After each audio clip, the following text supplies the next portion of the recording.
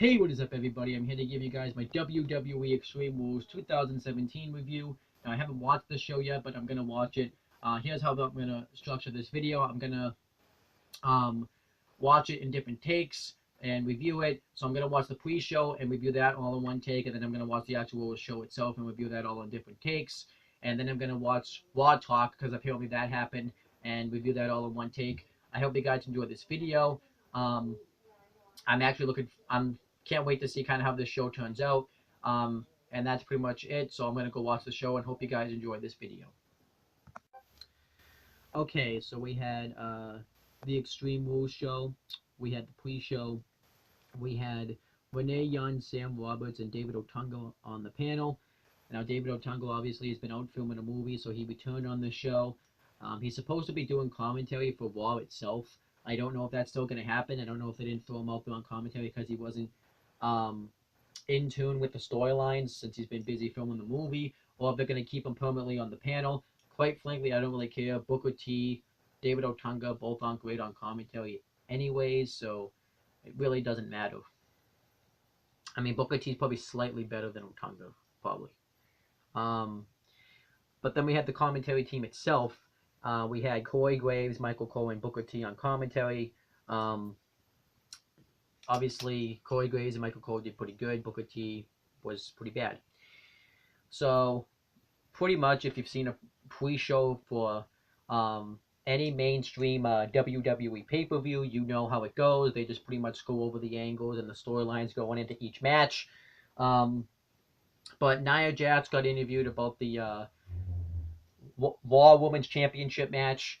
She pretty much talked about how Alexa Bliss is just fierce and she can really take it, how her and Alexa Bliss are best friends, about how Bayley can't go into Extreme, and she was really laying into Sam Roberts a lot because he kept because he had faith in Bayley, and she pretty much saying that she wants to be the next challenger to the Raw Women's Championship, and she doesn't care who she faces because she's the most dominant woman. And they completely forgot about that whole storyline with Alexa Bliss and Nia Jax, where they were supposed to be in an alliance. I guess WWE just decided, we're not doing that now. So that was weird. And then we had a Q&A segment with the Hardy Boys, and they get asked what made them came back to WWE, and they talk about how they felt like it was the right timing because they had been wrestling all over the world, and they wanted to finish off their careers where they started in WWE. Then they get asked, what was the next question? I'm trying to remember what the next question was, actually. I don't really remember. I think they get asked why they picked a cage match to face Cesaro and Sheamus, and they say they picked it because they beat him in a ladder match at WrestleMania. They beat him in a singles match at Payback. They wanted to defeat him where they had their final chance. And they talk about how they're going to defeat Cesaro and Sheamus because tonight's their last chance, and Jeff Hardy may do a swanton off the top of the cage. And pretty much Matt Hardy, too, was just acting like regular Matt Hardy. He wasn't acting broken. He was acting like himself, and I didn't really mind it too much. I actually enjoyed this interview, and it was good. And then we had the actual kickoff match. It was Kalisto versus Apollo Crews with Titus O'Neil ringside. This was an all-right match until the finish. But Apollo Crews and Kalisto start chain wrestling each other, and Apollo Crews gets the upper hand. He takes him down with shoulder tackles and headlock takedowns. And then Kalisto hits a Hurricanrana outside the ring, and then he hits a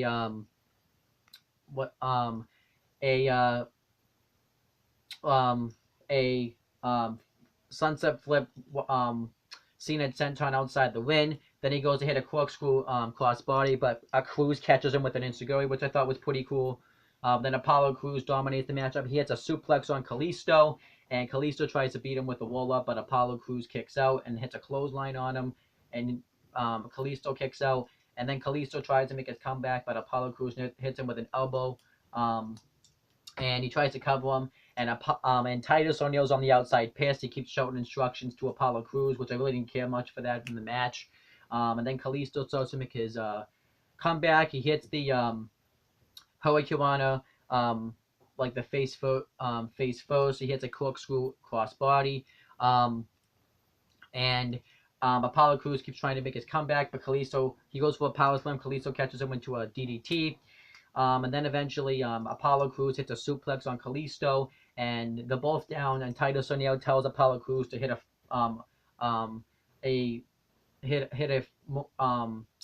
a flip moonsault, which he does. But he covers him, and Kalisto kicks out, and Apollo Crews is in disbelief. He's asking Titus O'Neil what should he do. He's up on the apron, pissed. And Kalisto catches him from behind.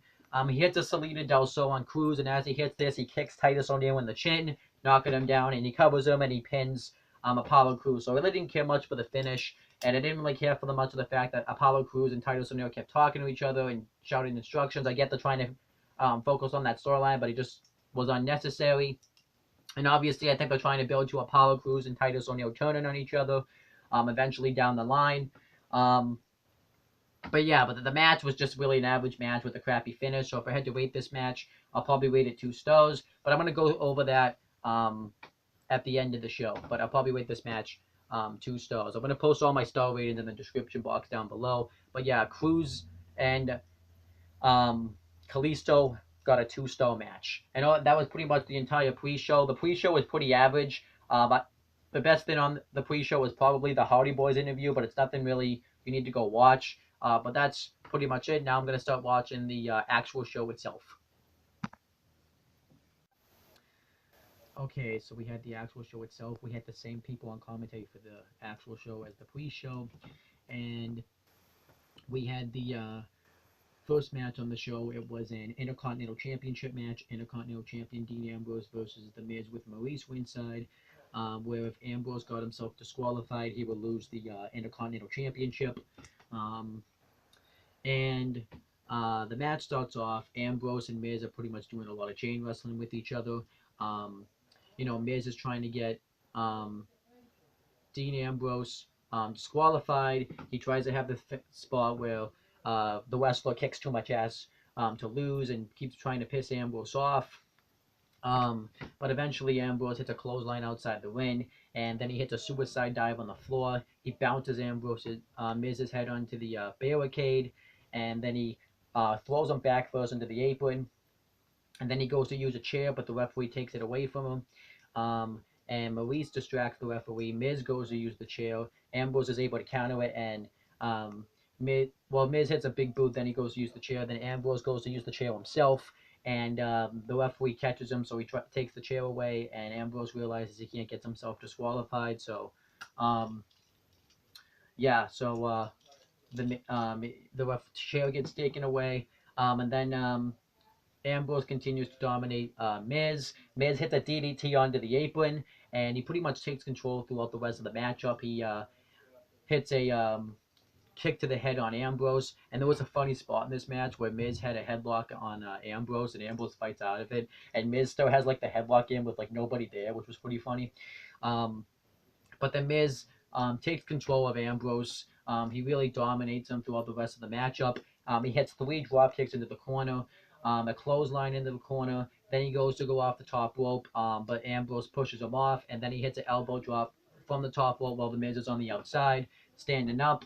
And then he gets him in the ring, hits his comeback. He hits a neck breaker on Miz, covers him. Miz kicks out. Then Ambrose continues to hit his comeback. He hits a lot of comeback moves on him. He goes for the rebound clothesline. Miz counters into a back breaker, into a neck breaker. Then Ambrose continues to dominate Miz, and then Ambrose goes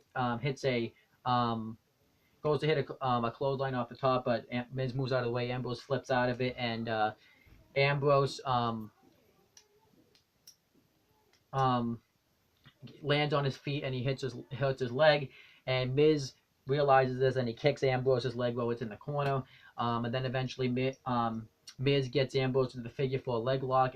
Ambrose is stuck in this move, and he's able to get to the ropes, which I thought was good storyline telling. And then Miz inadvertently exposes the turnbuckle, and Ambrose doesn't realize this. He goes to throw Miz into it, Um, but he realizes that the turnbuckle is exposed and he can get disqualified. So Ambrose doesn't do it. Miz rolls up Ambrose. Ambrose reverses into one of his own. Miz kicks out, and then Miz hits a it kicks, which is what we're gonna call the yes kicks now. And he goes to hit one to the head, but Ambrose counters into a roll up, and then Miz gets Ambrose to the figure four leg lock, and he has him in this move for a while. Miz is able to get to the ropes, and the referee has to force a break, and they both exchange roll ups on each other. Um, and eventually, Maurice gets on the apron. This distracts Ambrose, and he always gets shoved into Maurice. But then Miz goes to charge at him, and Miz almost gets shoved into Maurice, and Miz tells Maurice to hit him. And Maurice slaps Ambrose in the not Ambrose, but Miz in the face, thinking that the referee's going to call for a disqualification. And I'm kind of glad he didn't, because then that finish would have really ruined the match, because I know kind of would have been like, what was the point of that match to begin with? But the referee doesn't do it. He instead injects Maurice from ringside, and Maurice refuses to leave. So the referee's trying to get her out of there, and Miz throws Ambrose into the official, and he falls out of the ring. And the official thinks Ambrose pushed him, so he's going to disqualify Ambrose. This distracting Dean Ambrose. So he doesn't want him to call for disqualification. So this allows Miz to hit the Skull Crushing finale for the win, and he becomes the new Intercontinental Champion. Miz is now a 7-time Intercontinental Champion. The match was all right. It was just really hurt by the overbooking. I get they were trying to stick to the stipulation of if Ambrose gets disqualified, but it kind of made the stipulation pointless since he didn't get disqualified, and it was just really hurt by overbooking. So that's what I think there. But you know, when they actually did start wrestling and stuff, I thought Miz and Ambrose had pretty good chemistry with each other. I just really don't really get why they limited Dean Ambrose so much. He really could have done a lot of extreme stuff. This could have been like an Extreme Rules match or a Falls Count Anywhere match or something instead of what they had. So I think the match was hurt by the stipulation, but I thought the competitors were able to overcome it. And I would, if I had to rate this match, I'll probably rate it 2 2 stars, just because of the fact that of the overbooking in this match. It would have been a 3-star match if it wasn't for the overbooking. But I'm also happy that the right person went over. I think the Miz needed to hold this Intercontinental Championship, because Dean Ambrose really wasn't doing much with the title. You can get more out of it with the Miz. And since it's going to be a lot of time, probably not going to have a WWE Universal Champion, since Brock Lesnar is a part-time champion. The Miz is the perfect guy to kind of be the top champion right now. So overall, I'm okay with the finish of the match. Just the finish was kind of stupid, and the match stipulation was stupid. Because I could come on here and talk about why didn't the Miz just have Maurice or someone come in and attack him instead of having the match, but I'm not going to do that because that's kind of getting too much into it. But the statement is true. But overall, if I had to rate the match, I'll probably rate it 2 3/4 stars.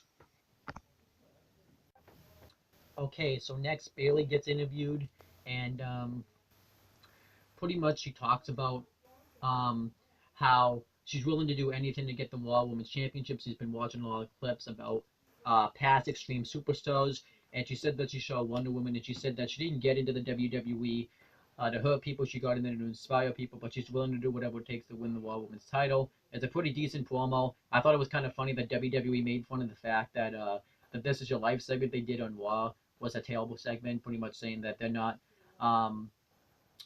The Rock or Mankind, so I thought that was kind of funny. But overall, the promo was a very basic promo. Okay, so next we had a mixed tag team match. Noam Dar and Alicia Fox versus Witch Swan and Sasha Banks.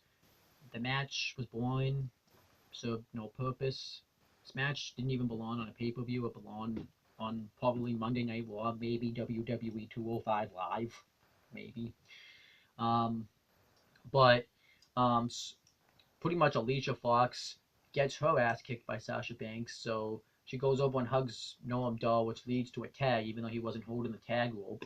And then Witch Swan does the same thing to Noam Dar, and he goes for the Phoenix Splash. He does the exact same thing, which again, Alicia Fox was not holding the tag rope. So then Sasha Banks gets Alicia Fox into the bank statement. behind the referee's back. Noam Dar puts Alicia Fox's foot on the rope, and then she hits a big boot on Sasha Banks. She dominates the matchup for a while. Really don't remember a lot of the moves that she hit. They probably didn't even look that impressive anyways. And then Sasha Banks gets a hot tag on Rich Swann. He hits all his moves on Noam Dar. He hits a kick to the head.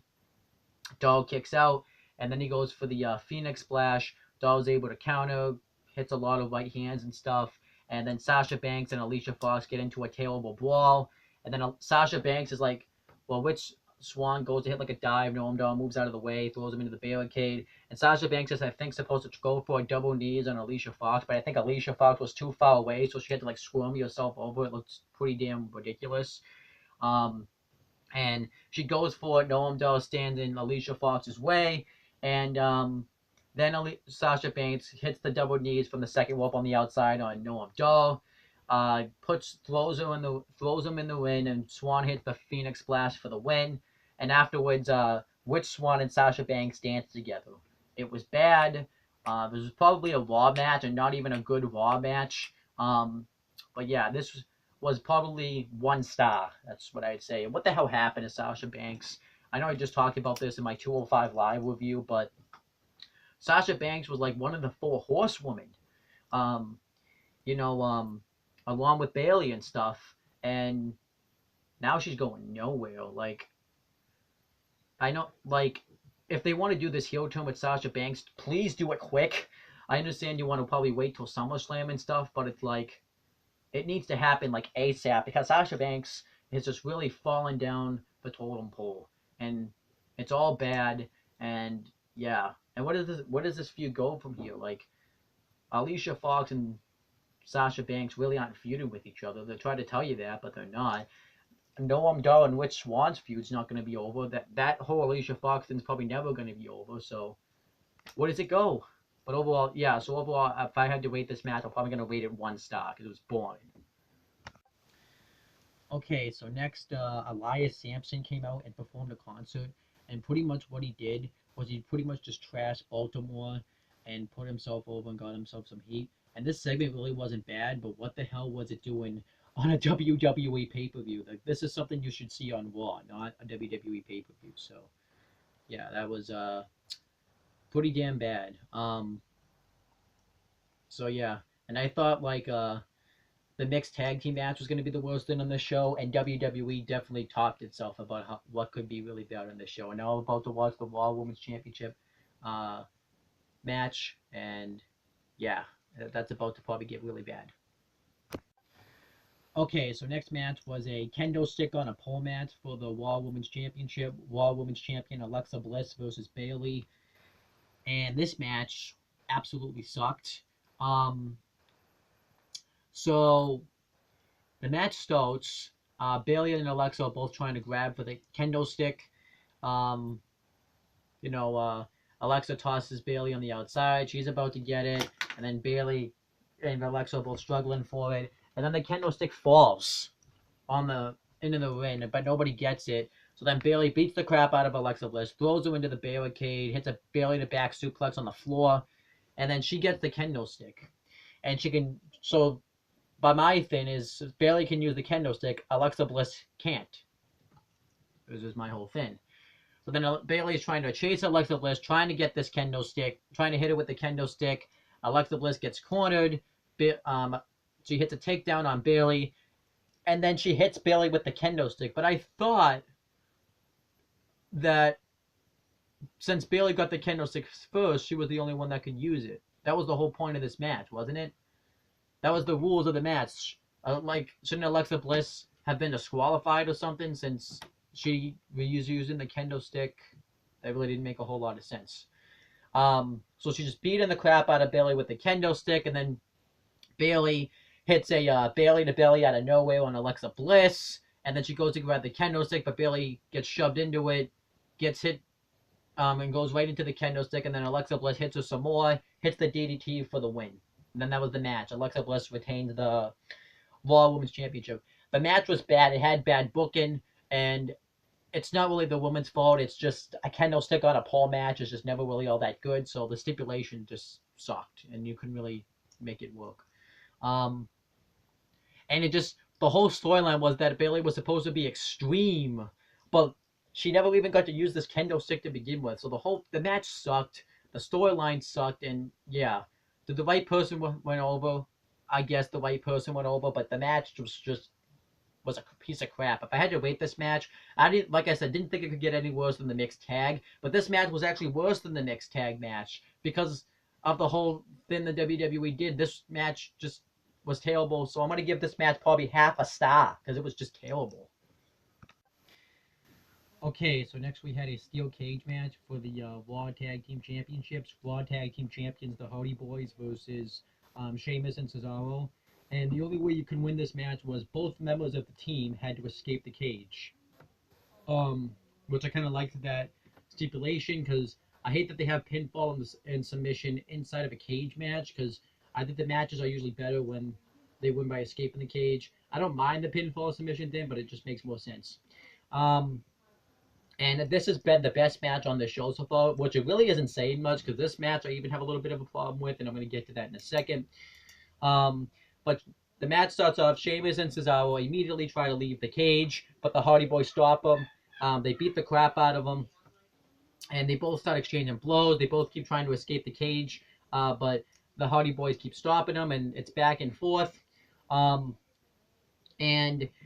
Jeff Hardy throws Cesaro into the cage. Sheamus throws Matt Hardy into the cage, and they do a lot of good high spots that I'm not going to really try to go through move for move about what happens because it's just going to be impossible. So I'll just try to go over it. There was a spot where both members of the Hardy Boys were bouncing Sheamus and Cesaro off the cage, and then both members of the Hardy Boys hit double drop kicks together. There was a spot where Sheamus hit a double power bomb onto Matt Hardy and Cesaro to keep Matt Hardy from escaping the cage, which I liked. What else? Sheamus and Cesaro dominated the second half of the matchup. They threw Matt Hardy and Sheamus into the cage, and they just beat the crap out of them. Cesaro hit a sick uppercut on Jeff Hardy. What else? Matt Hardy hit a side effect on both Sheamus and Cesaro. And they both just both teams just really went out. Jeff Hardy hit poetry emotion on both guys. And then eventually Jeff Hardy is able to finally escape the cage. But it's just down to Matt Hardy versus Cesaro and Sheamus. And Cesaro and Sheamus pick apart Matt Hardy, but Matt Hardy does the best he can to fight out of it. He hits a twist of fate on Cesaro, and he keeps preventing Sheamus from escaping. I thought they did a lot of good stuff there. The thing I didn't understand is why did Matt Hardy prevent Sheamus or Cesaro from escaping the cage? Because then he would have at least had it down to a one-on-one match. When in case he would have had it down to a 2-on-1 match. That didn't really make a whole lot of sense. But then eventually the finish comes where Sheamus and Cesaro hit a double. Hit a double. Well, they both hit a double Razor's Edge and Matt Hardy, which I thought looked really cool. Then they hit the double Celtic Cross, which I really didn't understand why Cesaro did it, because Sheamus could have just hit the move and then Cesaro escapes the cage, but whatever. And then this causes Jeff Hardy to come back in the match. He kept trying to come back in several times, but Sheamus kept cutting him off. And Sheamus hit a blow kick at one point, knocking out Jeff Hardy. So eventually Jeff Hardy goes off the top of the cage, hits a whisper on the win of both Sheamus and Cesaro. And then they both try to get out of the cage. Now, the thing that didn't really make a whole lot of sense is Jeff Hardy had to pretty much re-escape the cage. That didn't really make any sense. I thought once you get out of the cage, you're out of the cage. This was just outside interference by Jeff Hardy. And if Jeff Hardy knew those moves coming in, why would he try to help Matt Hardy? Again, he thought he was going to lose anyways, but that didn't really make a whole lot of sense. I think a lot of this stuff I have a problem with on this show was they didn't really stick by the rules or they explain the rules. Because in a cage match, it says both competitors have to escape the cage, but Jeff Hardy had previously already escaped the cage, but then they're like, oh, he's back in the cage, now he's got to restart, because the finish is they're both trying to get out of the cage, which I don't mind that finish, and Matt's trying to pull Jeff because he's selling the injuries from the whisper and the wind, and Matt Hardy gets out of the cage, so technically the match should be over because Jeff Hardy's already previously escaped the cage, but I guess not, because Jeff Hardy, since he went back in, he has to re-escape. But Sheamus and Cesaro both end up escaping the cage, and they'll become the new Raw Tag Team Champions. I'm fine with the people who won it just really doesn't make a whole lot of sense about the booking wise. I think the booking was a little bit messed up in this match. But I'm fine with Sheamus as all being the Raw Tag Team Champions for two reasons. One reason is because this continues the feud, because you really don't have a lot of tag teams for the Hardy Boys to go up against, because this pretty much would have ended the feud. So you could probably have one more match, probably at the next pay-per-view. Another reason is, now this is obviously a fantasy thing, is maybe WWE is going to buy out the Broken gimmick, and they're going to finally have Broken Matt and Brother Nero, which was, the people chanted enormously. They chanted Delete and Brother Nero all night. And they're going to finally have the Hardy Boys become broken, because they finally lost the Raw Tag Team titles. I don't know if they were originally planning on Cesaro and Sheamus turning heel like this, since the Revival had just debuted, and they wanted, but then one of them ended up getting hurt. I'm not exactly sure about that. But if I had to rate this match, I'm probably going to rate this match 3 stars. This was actually a fun match to watch. The finish did hurt it, but it hurt the match, which is the only reason. This match probably would have been a 3.5-star match, but it was hurt by the finish. But I still had fun watching the match, and the right team did end up going over in the end, in my opinion. Okay, so then we had the next match. It was a submission match for the Cruiserweight Championship. Cruiserweight Champion Neville versus Austin Aries. I thought this was a really good match. This is actually the best match on the show. It really isn't saying much. It was either this match or the cage match. Everything else can just, except the IC title match maybe. Aries and Neville start chain wrestling each other, and Aries gets him into like a head scissors submissions, in which Neville's able to get the ropes to. And then Neville gets back in the ring, and Aries gets him into a guillotine, but Neville's able to escape again. And then Austin Aries destroys Neville in the beginning of the matchup. He throws him into the barricade a couple of times. He drops him head first right into the apron. And then he goes for a heat-seeking missile, but Neville escapes. And then he hits the axe handle off the top rope outside the ring, which ends up hurting Aries' leg. And Neville takes advantage. He goes after the injured leg of Aries. He gets him into like a little bit of a submission. But Aries is able to make a comeback. He hits an ear clap on Neville. He goes for the neck breaker, but Neville counters and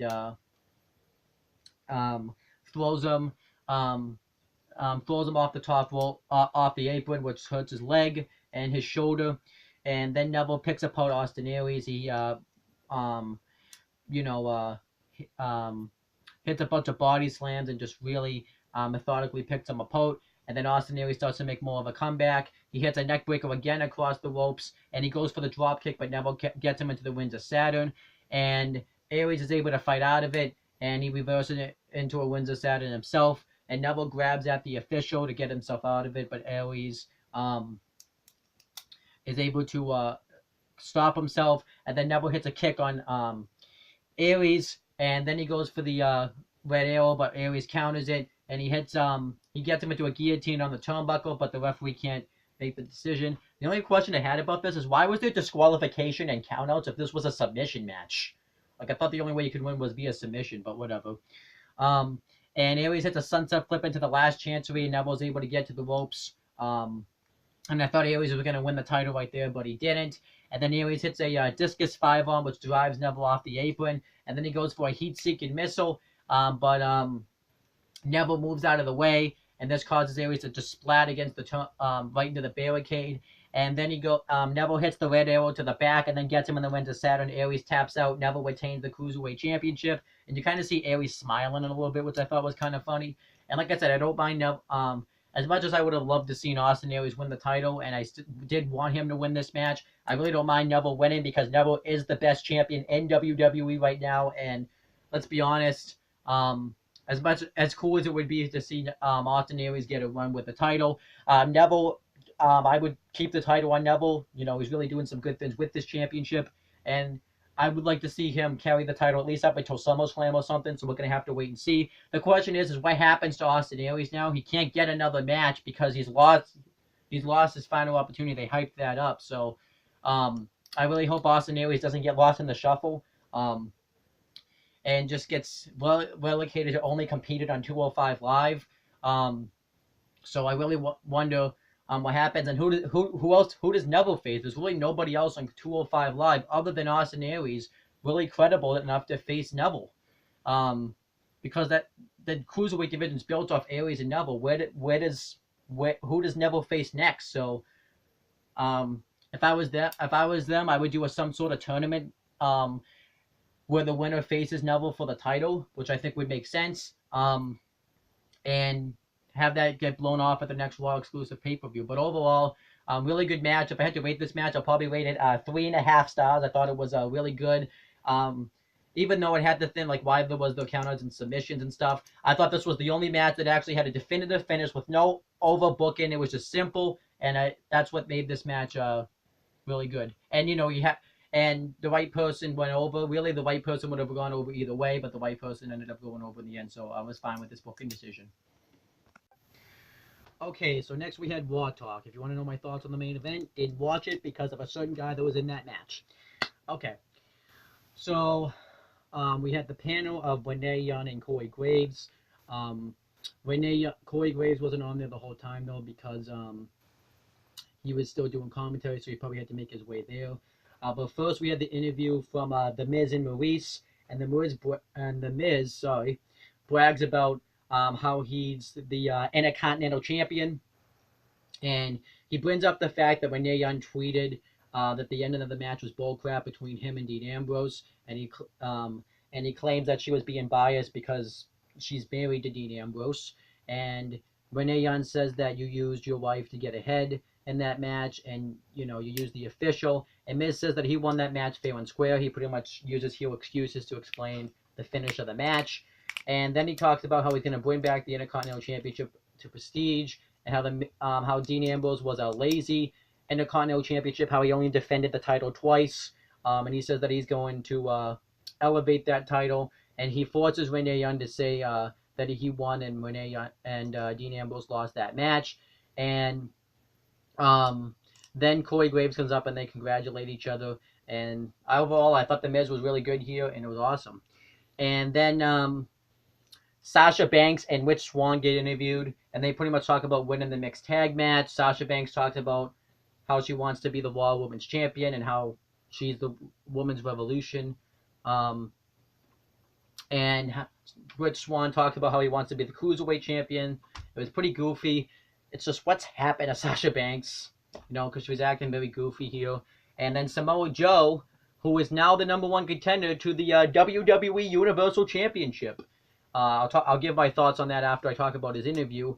He talks about how he feels great, but physically he's broken down. And he talks about how this is a match, how him versus Brock Lesnar is a dream match that everybody's wanted to see. He talks about how he's a Samoan submission machine. He just goes out there and wins and hurts people. And he says that he intends on doing the same thing to Brock Lesnar. And that was pretty much the entire interview segment.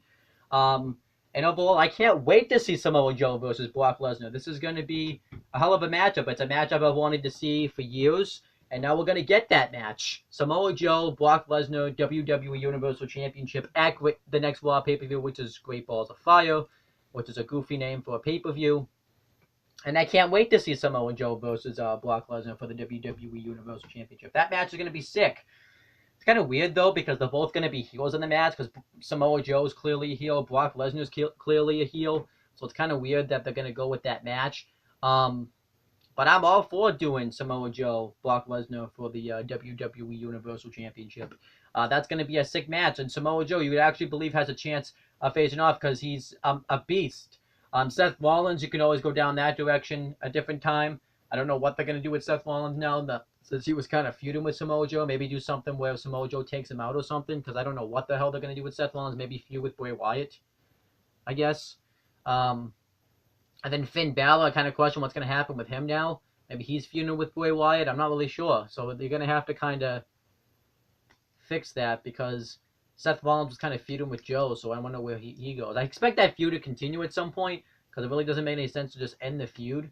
But Samoa Joe, I mean, that's pretty dominant to go up against Brock Lesnar. He looks pretty dominant. He took out Seth Rollins the first night in the company. He's pretty much been dominant. He's only really lost one match since he's been on the main roster against Seth Rollins at Payback. So I can't wait to see Samoa Joe versus Brock Lesnar. You know, you have the Samoan submission machine going up against the Beast. It will be a nice style match. And you actually, like I said, believe that Samoa Joe would stand a threat. So I can't wait to see that match. And, do I expect the Samoa Joe to win the WWE Universal Championship? Probably not, but it would be awesome if he did. So I can't wait to see that match. And overall, I thought WHA Talk was decent. I liked the interview with Samoa Joe. I liked the interview with The Miz. So, yeah. Okay, so my overall thoughts on this show is I thought the show was terrible. Had overbooking. It had it had bad matches on this show. I'll go over the star ratings again.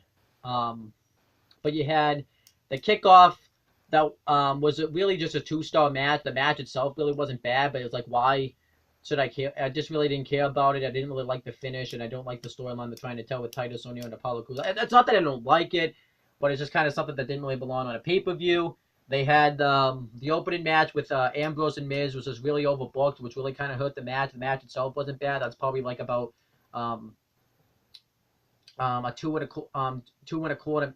I think I said it was 2 3/4. It just really their overbooking hurt the match. But Ambrose and Miz have good chemistry. The right person went over. And then what else was the next match? The mixed tag, that's just stall easily. That match just really didn't mean anything. Elias Sampson's appearance, what was that? And then the Raw Women's title match, that's a half a star right there. You know, another thing is they really didn't explain the stipulations, like the rules in this match, because the first person to get that kendo stick was able to use it. So Alexa Bliss had no business using that kendo stick because she didn't get it. And that didn't make any goddamn sense. And then the whole story they tried to tell with Bayley, you know, they tried to tell the story that how she wasn't extreme, but yet they didn't have her do extreme things on this show, and the match just sucked. I mean, this is why I never want to see an item on a pole match. What else we had? We had the cage match was a good match, but had a shitty finish. The fact that they had Jeff Hardy, who had already escaped the cage, but then since he went out of the match, he had to start over. That didn't make any sense. The right team won, though, and I can't wait to see how they finish off this feud. Then we have the Cruiserweight title match, was the best match on this show. It was just a simple match. They just went out there and wrestled. The right person went over, and it was just a good match. It didn't have any overbooking in it. Didn't really get why there was countouts or disqualifications in this match, though. And then the main event I didn't watch because of a certain superstar, so that gets like a D for did not watch. And then the WHA Talk I thought was pretty average. So if I had to rate this show, I'm probably going to rate it a 4 out of 10. It just really wasn't that good of a show. The kickoff was kind of even too, and this show just was very bland, had bad finishes, had bad booking, had stuff that was overbooked. So I'm going to rate this show probably a 4 out of 10. It really wasn't that good of a show. And the commentary was bad on the show. This felt like probably just an episode of Raw, but not even a good episode of Raw. So overall, I'm going to rate the show a 4 out of 10. But that's pretty much it, guys. Thank you guys for watching this video. Please make sure to subscribe to my CM Brothers and Owen the Talkinator channel. And please make sure to subscribe to this channel as well. And that's pretty much it, guys. Talk to you later.